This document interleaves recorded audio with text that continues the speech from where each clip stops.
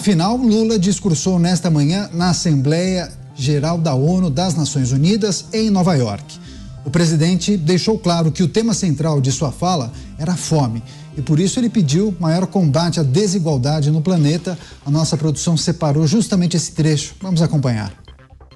A fome, tema central da minha fala neste Parlamento Mundial 20 anos atrás. Atinge hoje 735 milhões de seres humanos que vão dormir esta noite sem saber se terão o que comer amanhã. O mundo está cada vez mais desigual. Os 10 maiores bilionários possuem mais riqueza que os 40% mais pobres da humanidade. Lula também abordou a questão climática com a Amazônia e voltou a cobrar os 100 bilhões de dólares anuais prometidos pelos países mais ricos. Acompanhe. Sem mobilização de recursos financeiros e tecnológicos, não há como implementar o que decidimos no Acordo de Paris e no Marco Global da Biodiversidade. A promessa de destinar 100 bilhões de dólares anualmente para os países em desenvolvimento permanece apenas isso, uma longa promessa. Hoje, este valor seria insuficiente para uma demanda que já chega à casa dos trilhões de dólares.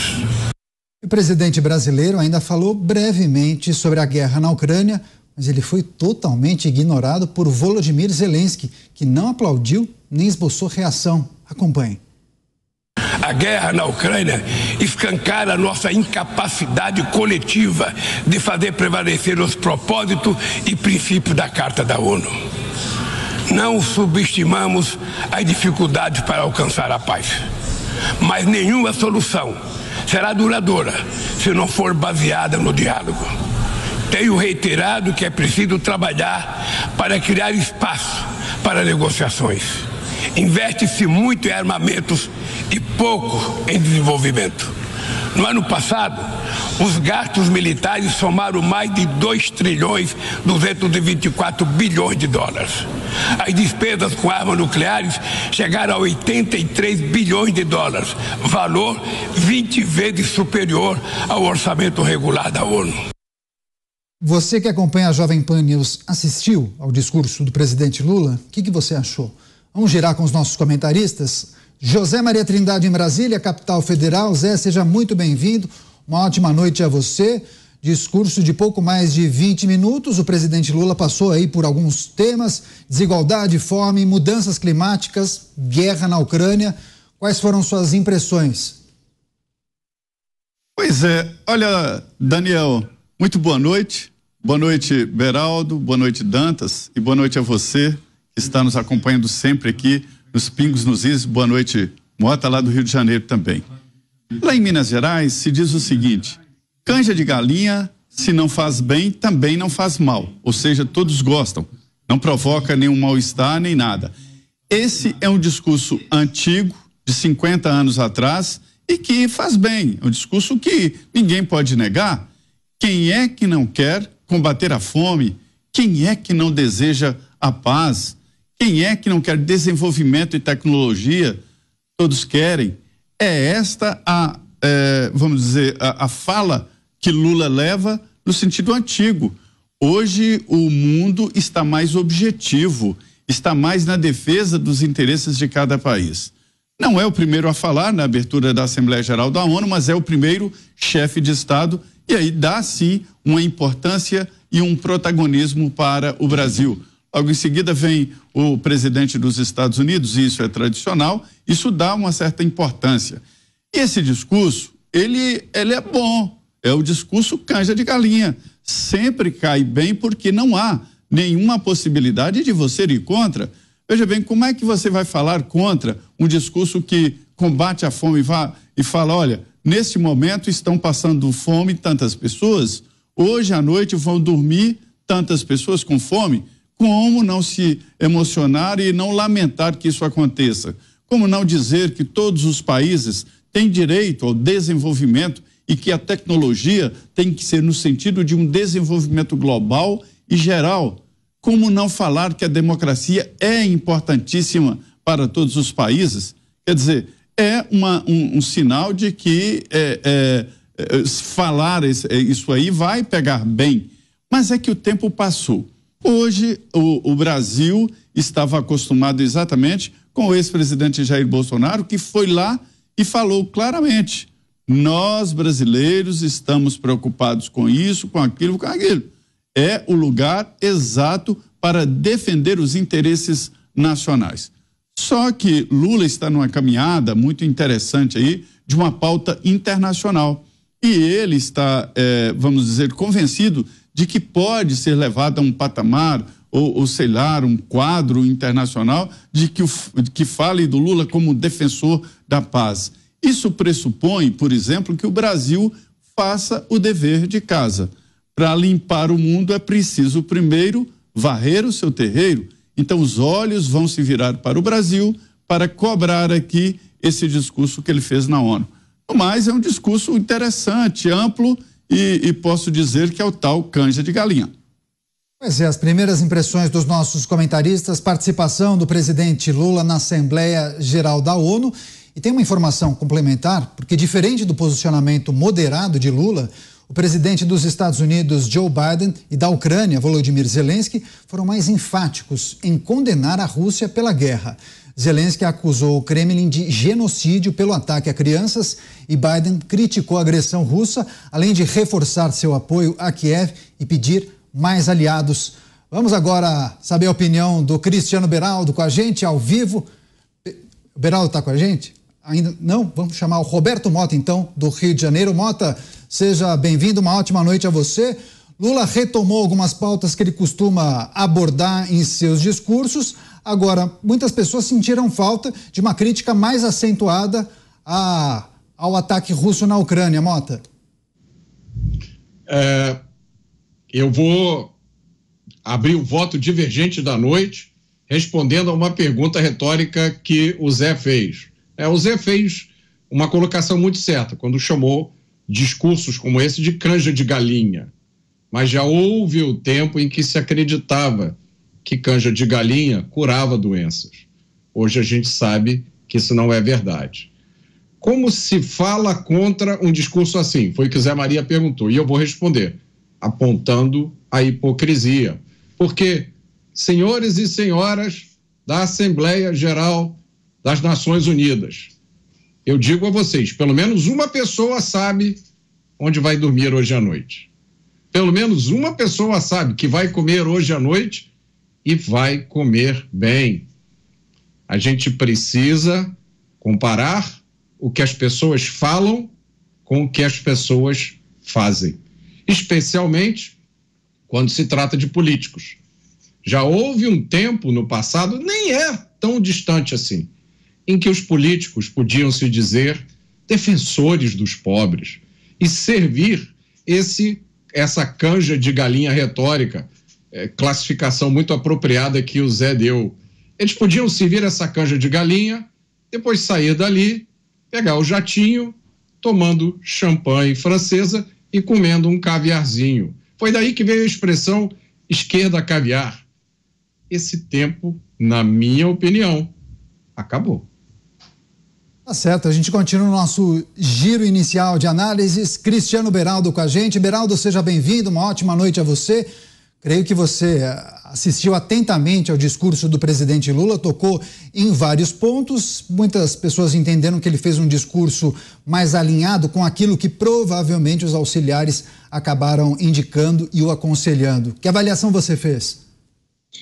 Boa noite, Caniato, boa noite, Mota, Dantas, boa noite, Zé Maria, boa noite a nossa querida audiência que nos acompanha aqui todas as noites no verdadeiro Pingos nos Is. Olha, se a gente observar o discurso do Lula, fica muito claro e evidente que o mundo está girando numa rotação e parece que o Lula está em outra, né? O discurso que ele faz, que em algum momento já fez sentido, o tom, a forma de colocar suas ideias e tal, ele está em descompasso com a vibração do mundo. E não será um discurso na ONU que vai fazer com que toda essa esse confronto mundial que está existindo hoje, né? Europa e Estados Unidos formando um núcleo comercial, Rússia, China e Índia formando outro núcleo comercial. São brigas de trilhões de dólares em inúmeras áreas estratégicas, toda uma questão bélica, porque o conflito em si entre Rússia e Ucrânia, ele é uma parte do que está acontecendo no mundo, mas as mudanças foram muito profundas na dinâmica, sobretudo na dinâmica comercial. A China é uma potência dominadora, a Rússia também é, mas a Rússia hoje está fragilizada. Fizeram uma aliança estratégica, mas haverá dali de sair um vencedor. Da mesma forma que essa relação entre a Europa e Estados Unidos, hoje ela está muito conveniente, é por isso que eles estão ali de braços dados. Os Estados Unidos tem sido uma fonte importante até de energia, de combustíveis, de diesel para a Europa poder até se aquecer no inverno. Esse é o ponto da dependência que a Europa tinha da Rússia e que de repente foi cessado. Então, há toda uma dinâmica mundial que hoje acontece em razão desse conflito. E não adianta você chegar na tribuna da ONU para fazer um discurso dizendo: pessoal, não briguem, vamos todo mundo acalmar, vamos dar um passo atrás, vamos nos dar as mãos, porque está tudo errado, não é assim que o mundo deve gastar o seu dinheiro, isso não faz sentido. Porque claramente isso não terá nenhum tipo de efeito concreto. Para que você consiga conquistar algum tipo de evolução, é preciso fazer o trabalho de bastidor. Mas aí a gente precisa se perguntar: o Brasil está em condição, Canhato, de liderar esse processo? Eu não acredito. Pois é, claro que a gente vai se aprofundar mais nessas discussões. O Cláudio Dantas também conectado com a gente ao vivo diretamente de Brasília, capital federal. Dantas, seja bem-vindo, uma ótima noite a você. Queria também pedir suas primeiras impressões acerca do discurso do presidente Lula nessa 78ª Assembleia Geral da ONU. Ele retomou, inclusive, assuntos que ele já tinha tratado em discursos anteriores das gestões Lula 1 e 2, né, Dantas? Muito boa noite, Daniel. Boa noite a todos os meus colegas de bancada. Boa noite à audiência. O discurso do Lula é um discurso retórico, previsível e focado em assuntos que naturalmente interessam e muito à audiência lá da ONU, né? Interessa também aos brasileiros e à audiência da ONU. Olha só que irônico. É um discurso que se afasta do discurso que o mesmo Lula fez na reunião dos BRICS, inclusive na reunião que ampliou os BRICS aí com a entrada de países de outros regimes tiranos e autocratas dentro deste bloco. Eu queria notar que nesta Assembleia Geral que foi aberta hoje lá em Nova York, na sede da ONU em Nova York, ela foi esvaziada pela China e pela Rússia. Então, isso apenas aprofunda esse, vamos dizer assim, esse abismo que está se abrindo entre duas visões de mundo antagônicas. O Brasil precisa se posicionar. Ele precisa decidir em qual mundo que ele gostaria de viver. Não dá para estar nos dois mundos. O Biden fez um discurso muito duro em relação à Rússia, que abandonou acordos bilaterais, inclusive de controle de armas sensíveis, armas nucleares, armas de destruição em massa. Também fez um discurso duro em relação à invasão da Ucrânia.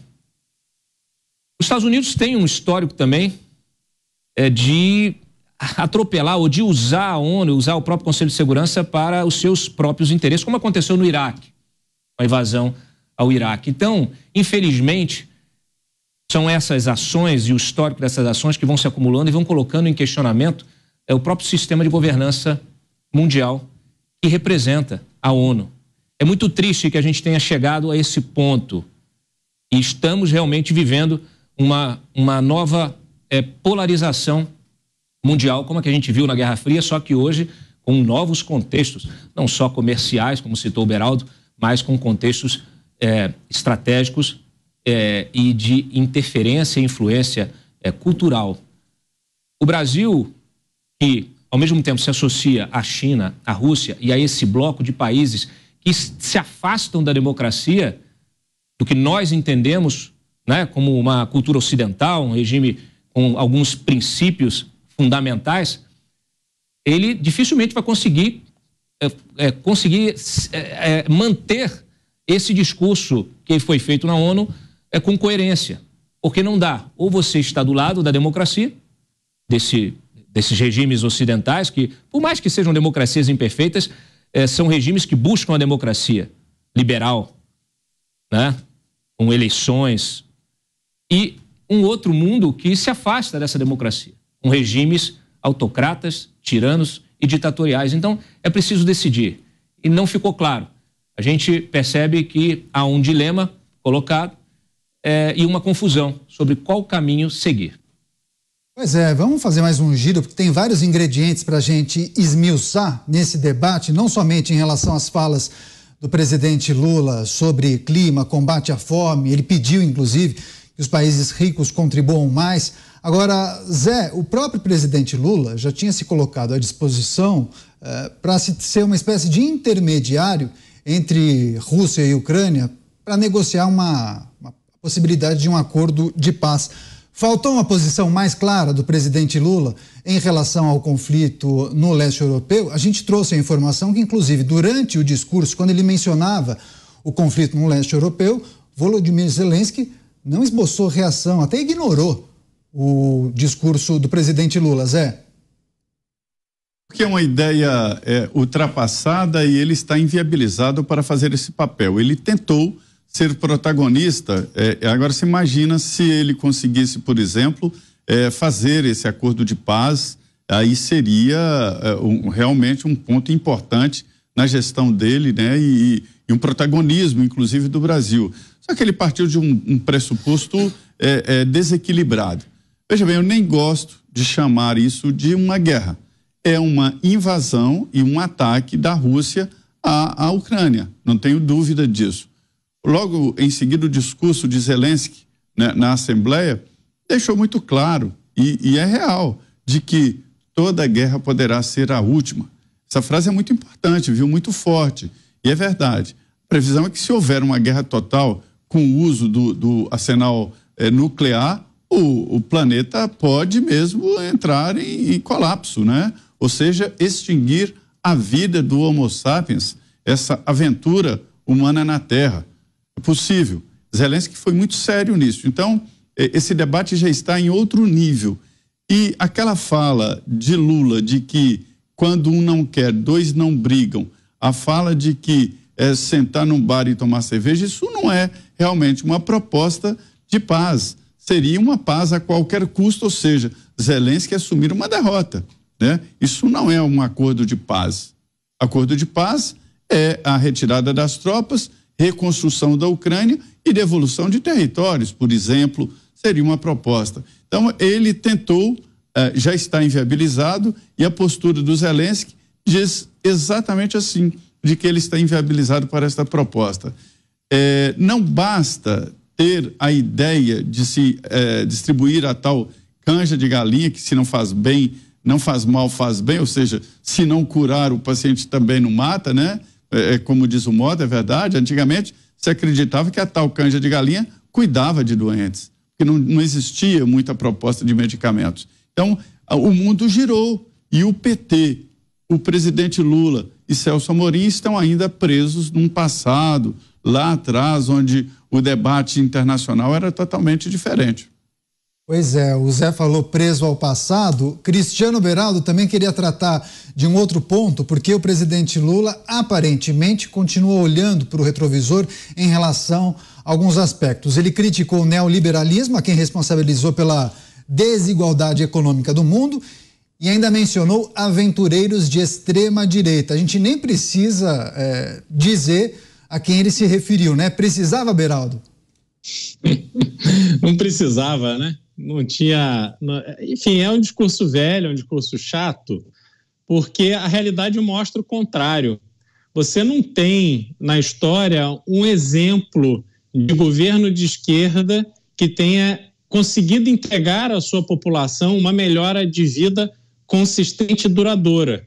Esse é o grande desafio. Se você olha a realidade, por exemplo, dos Estados Unidos, que teve a sua Constituição feita com base em pensamentos atrelados ao liberalismo, aonde o indivíduo foi valorizado, a sua liberdade foi valorizada e, sobretudo, foi protegida para que aquele indivíduo que quisesse trabalhar, progredir, encontrasse as oportunidades e que o Estado não o atrapalhasse. Os Estados Unidos é uma história bem-sucedida de uma massa enorme de pessoas que compõem a classe média e aonde você vive bem com pouco. Hoje, inclusive, eu vinha conversando sobre a questão do transporte, né? Como você tem, sobretudo nas menores cidades, uma mínima dependência do transporte público, porque é muito fácil ter um carro, as ruas são largas, tem estacionamento, as pessoas pegam o seu carro, dirigem, pagam a sua gasolina, não cobram isso da empresa, porque é inerente à dinâmica social que a pessoa ela vai trabalhar, então ela vai ter um carro, ela vai poder se dirigir até o trabalho, vai ganhar um salário e vai pagar a gasolina. Então, quer dizer, é uma concepção completamente diferente que não entra na cabeça do Lula. Só que o Lula hoje, chegando aos 80 anos, ele claramente sabe que tudo aquilo que ele defendeu ao longo da vida não deu certo. Os exemplos que ele tem nas pessoas que fizeram a relação com ele, da militância política, eu não estou falando só no Brasil, não, estou falando do ponto de vista internacional. Ontem falávamos aqui do Fidel Castro, mas existem outros inúmeros exemplos de líderes de países que simplesmente entregaram uma vida muito ruim para a população que deveriam representar e proteger. Então, como é que você vai enxergar consistência nesse discurso Lula? Muito difícil.